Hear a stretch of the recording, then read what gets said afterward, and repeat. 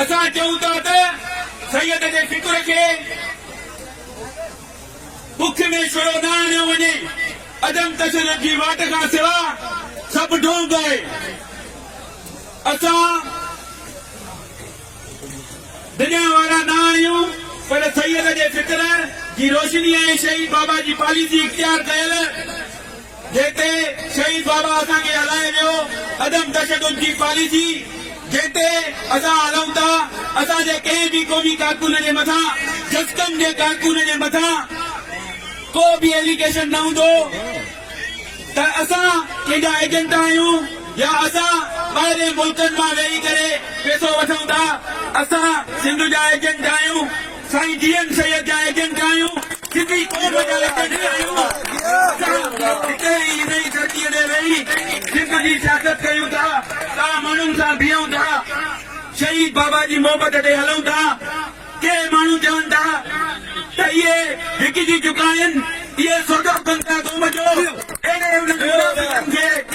सिंध कॾहिं बि माफ़ न कंदी। सिंध चाहे त पंहिंजो बदिलो वठी सघे थी। उन्हनि मुनाफ़िकनि खे सभु असां सुञाणूं था। असां साईं जीएम सैयद जी अदम तशद्दुद जी पॉलिसीअ ते था हलूं, जेका शहीद बाबा असांखे ॾेखारे वियो आहे। असांखे तंग न कयो वञे।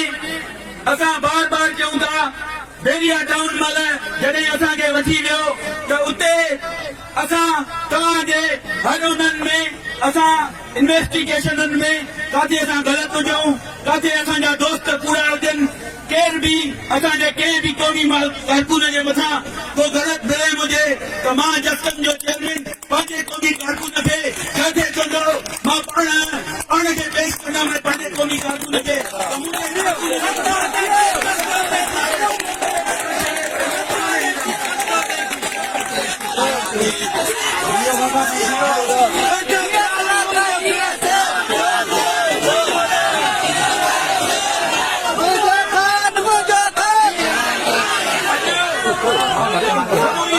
गिरफ़्तारियूं कयूं वयूं आहिनि, उन्हनि सभिनी खे